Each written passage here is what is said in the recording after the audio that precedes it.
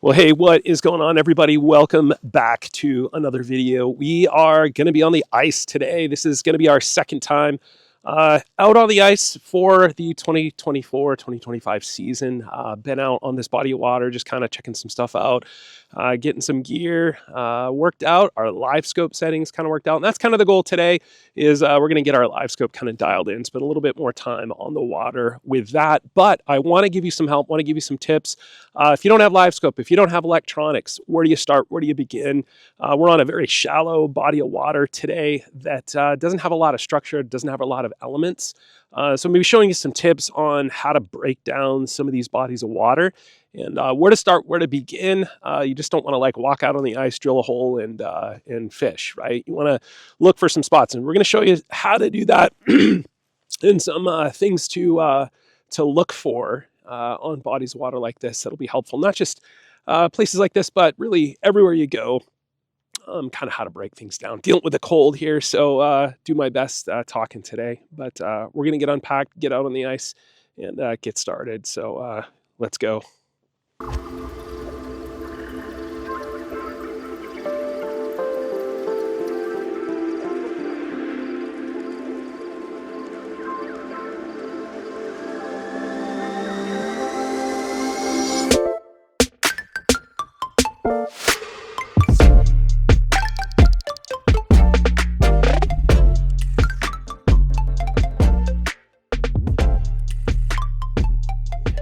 All right, guys, we are out at our first spot, and this is kind of like tip number one.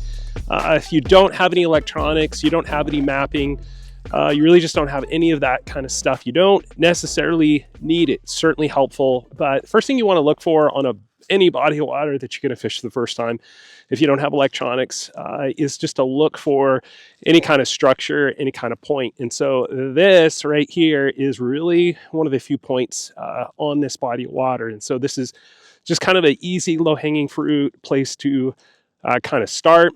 There is a little bit of a bay kind of right back here along this, and then there's a point. And so kind of starting off that point, drilling some holes, getting some depth, and just starting there is kind of tip number one. And so we're going to get set up here, and we're going to pop some holes. We're going to turn on our electronics. I'll show you in the map what it looks like, and we'll start fishing here hopefully soon. Guys, real quick, this is, I'm going to do kind of a full walkthrough of this setup, but this is the basically ice shuttle package from Summit Fishing Equipment. I purchased the package that comes with the pole, the transducer, the shuttle, the battery, and it also comes with this bag. The only thing I had to purchase separately, which I didn't necessarily have to because they sell packages as well, is the head unit. But I will definitely take some time to kind of walk through this, give you my thoughts, my opinion. This is literally my second time using it, so I want to spend a little bit more time before I kind of break things down. But the Garmin head unit I have is the Echomap 106 SV. I got this from Sportsman's. It was a display model, and so it was discounted pretty extensively. Decided to go with a 10-inch unit. I'd say 10-inch would be ideal, 12 even better, but this I think is going to be really suitable. But we're going to get this fired up. It has power button here. You turn that on first, then it has USB plugins as well, then it has a secondary power source. So then from there, we turn our unit on, and first thing we're going to do is just kind of take a look at the map and kind of show you off this point and give you kind of an idea of kind of the secondary spot to look for. So once this gets fired up, we'll get going. I think I want to just make note of is that guy right there is your spud bar. Even though people have been out, I've been out on this body water, and definitely the conditions are really good. You still want to check ice. Things can change. We had a lot of wind. We've had some warm weather, and so conditions can change. And the other thing to look for as well is just some open water sections, which can happen a lot. Sometimes the geese get on these bodies of water, and they keep an area open. And so you just always got to be careful. If the ice looks a little bit different, there's a ring around it. Definitely be careful. Check it at the very least, or even just like go around it. And of course, be cautious of cracks and that sort of thing. But we're really good. Last time I was out here, there was like 4 to 5 inches of ice, and I think it's I haven't drilled a hole yet, but I think we're still probably sitting about the same. But let's go to our menu here and go to charts and kind of show you where we're at here. And so we are essentially off that point right there. And so 2 feet of water is what it's showing out to a depth of about 5. And that's kind of typical, 6, 7, 8 feet, maybe 10 feet. There might be a spot on this lake that's 10 feet deep, but you can kind of see just these tight contour lines here. And that is any kind of break is what you're looking for, a point. And so we're going to check out this section, drill some holes, and put the Livescope down and look around a bit. But that is essentially what we're looking for, is kind of those breaks, those points. And then kind of as you scroll down here, that's kind of what it looks like. The whole lake is just like a big flat bowl. And so this would be a spot, this little bit of a high point that breaks off into deeper water. Actually, it's not. It's a low point, excuse me. That's a 7, not a 1. So we'll check out that area as well. But the third thing that we're going to look at really is not just points and then break lines. We're going to look at weeds. Weeds are really super important aspect of this lake, is finding the weeds, and have some weeds kind of marked. Not on this unit. My Helix, I'm waiting on a shuttle to get that kind of set up in the mapping there. But I do have some spots marked for weeds, and so we'll be looking at some weed lines too. Okay, guys, check this out. So we just popped a hole here, and we have got 3.8, almost 4 feet of water here. And one thing you're going to notice right away are these guys right here. These are weeds. And so this is good. We are going to pan around towards the shore, and there are definitely some more weeds kind of in this area. But as we pan out a little bit deeper water, we definitely see some weeds around. And so this is not a bad place to kind of set up on, and to kind of get off maybe this weed edge. Fish definitely are going to cruise through these spots, and so definitely worth exploring. This would be a really good spot for, there's a fish right here kind of cruising back down to those weeds. So small fish for sure, but there's definitely some perch in this body of water. But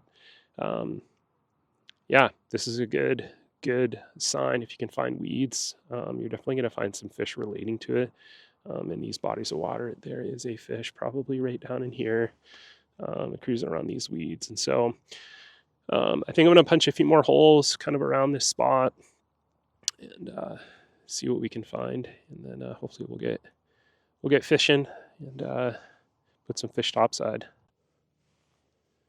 All right, well, just kind of getting set up, hole drilled here, and get our mat down on our knees. The older you get, the more you like to have the comforts. We're going to start just with a pinhead here. Really like these. I haven't used them a ton, but definitely for perch, and I think even walleye, I think it's going to work really well. But it's got that little blade at the bottom. We're not going to tip it with anything quite yet. I don't have any live maggots, but I do have some what you call it, like yeah, not the live ones, but the Berkeley gulps. So definitely give that a try. This guy is not marking on.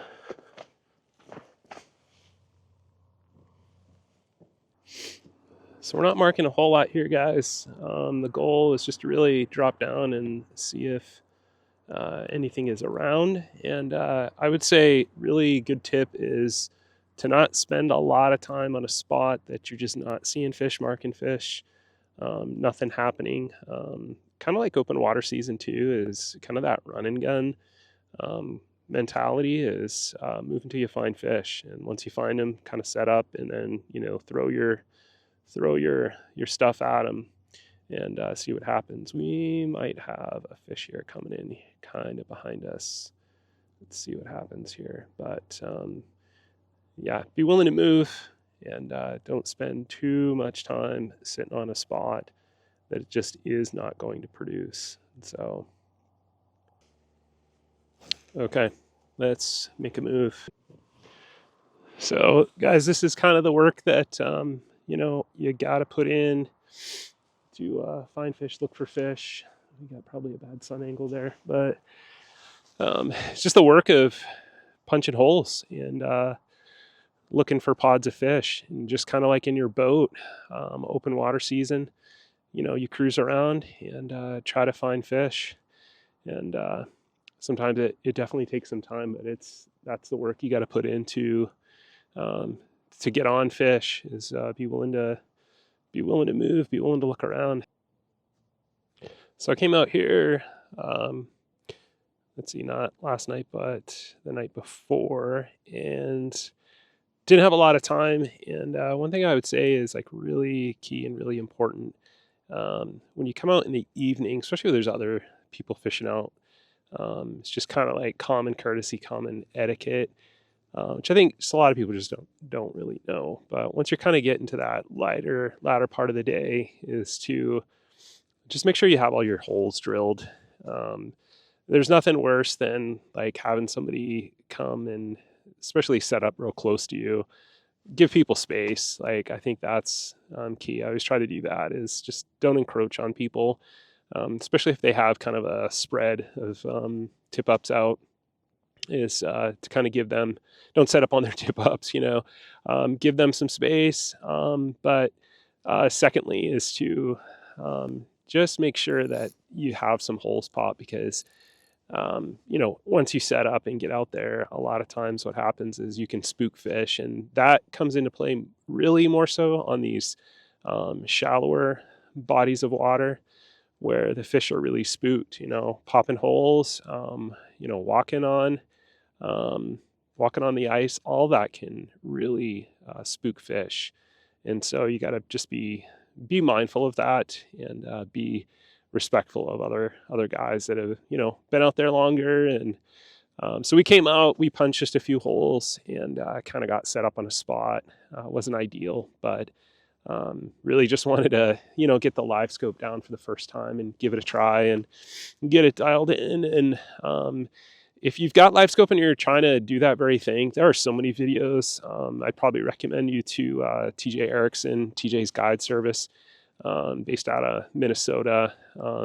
He's got some really good videos on kind of his setup, his Livescope settings, and that helped me tremendously to really just get a fairly clean screen, and to get it kind of set up. It's one of those things where you're always going, with all electronics, I would say, you're always going to be messing with your settings.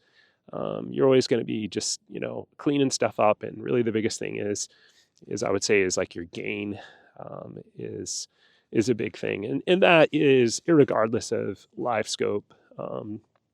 If you have a traditional flasher, a Vexilar, if you're using your gain all the time, if you've got Humminbird Helix, and that's what I use primarily as a flasher, you're going to be messing with your gain, and just to kind of clean up your screen and get a better clarity. And it's going to be different from body to water to body to water, and depth of water. All that kind of stuff is going to play kind of a major factor in your settings and your clarity. And so just something to think about, something to consider.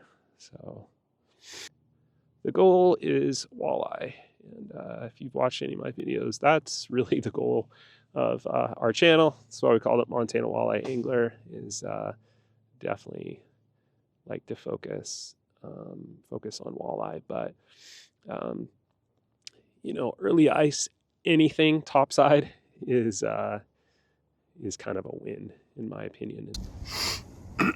So we kind of found this little ledge right here, and there's been some fish kind of up here cruising on the bottom, and so my lure is kind of sitting right here.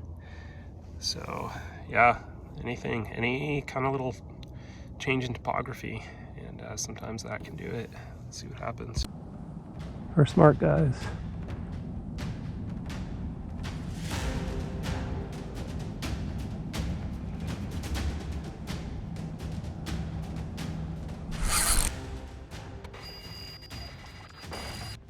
Guys, I did not have the camera set up, but I saw these fish not too far away, and a little perch there. It's probably like a 9-inch or so, but saw these fish and then just kind of moved over 25 feet, 26 feet, and there they were, dropped down, had 2 chase. I don't think my head cam, I'm not sure if I got it or not. I heard it beep. So anyways, first fish of the ice season, little perchy, and he's going back, but super cool. There it is, first fish of the ice season, going back. See you later. Thanks for playing. That fish, guys, came up and hammered this pinhead. And smoked it, super fired up. One fish came in, looked at it, went down. Another fish came up and just hit it hard. No bait, nothing on it. We'll drop down. We'll see if we can rouse up any more fish. I kind of doubt it. I think they're definitely moving around. They're not seemingly staying put, I don't think. But we'll give it a few more here, see what happens. But guys, I'll tell you one thing. I've been recording videos, and this is more or less just like to record my adventures, and it's always fun to kind of go back and look. And if I can certainly offer any help, I seem to talk to a lot of people who just really struggle, especially catching walleye, and they are admittedly hard. I am no expert. I am on the struggle bus often, but manage to catch fish, and I can help people, then that's great too. But I will say that, you know, before you critique anybody doing videos, man, try it for yourself for a little bit. It is extremely hard. It's difficult, and you know, you, especially in the cold, dealing with you know, batteries that, there's another fish here roaming away from me, batteries that you know, die quick and all that kind of stuff. It's not easy, and it's definitely a challenge, but it's a fun challenge for sure. So we're gonna do our best to, you know, make the content great and looking good, and definitely aspiring to be better and upgrade our equipment as we go. But that's the other thing. It's not cheap either, you know, to get all the angles and the cameras. I just use my phone as a main camera, and that's certainly not ideal either, but it works, you know. So slowly but surely. One thing you guys can do is like and subscribe. That certainly can help down the road. But so appreciate you guys watching, and I'm always amazed at, yeah, just people actually want to watch that. So yeah, definitely thankful for those of you that watch, and like I said, please comment. And some of you have asked about gear and that sort of thing, and plan on. I got a video coming up on a new shack that I got, and so I'll be putting a video together here soon, and kind of giving a thoughts and review on that. So definitely stay tuned for more content here coming up. But so guys, such is the case when you're not filming, and little guys here coming up, and just yeah, playing with it. Hit the Pinhead again. He's going back, obviously. There he goes, little buddy.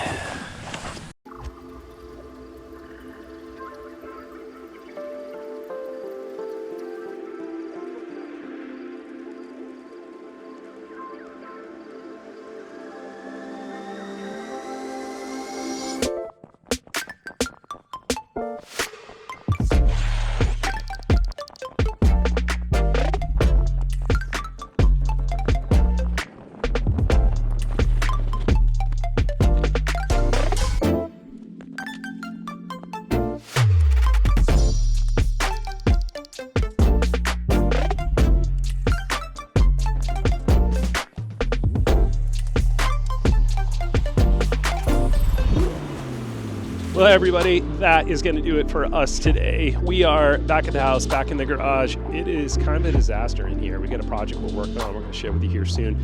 But successful day out on the ice? Yeah, in some ways. Yes, in some ways, no. Did we put a lot of fish on the ice? Absolutely not. But was it a success in, being out? Yes, absolutely. And so anytime you can get out first ice, that is a win for me, and to put a couple fish topside. I'm super happy about that. But if you watched all the way to the end, wanted to share some tips and some things for you guys that are going to help you locate fish faster and catch more fish. And one last thing, if you watched all the way to the end, is the low light hours. We didn't get a chance to stay on the water till dark today, but I can tell you that is the best time. It's like hunting. Prime time is the best time. And so if you can stay a little bit longer and fish those low light hours, whether it be morning, first light, or into the evening as the sun's going down, that is going to help you catch more fish. They get fired up, and towards the end there, we were marking a few more fish, and they started to get a little more active. So guarantee you, if you can stay later, that is going to up your odds. But thanks so much for watching, guys. If you haven't subscribed and you're watching this channel, please do me a favor, subscribe, like, comment, let me know what you want to see and what you want me to review. I'm going to do some reviews of some of the gear that we're using this year, and got one coming up here pretty soon as soon as I finish it. But thanks for watching, guys. Stay tuned for more content. We'll see you next time.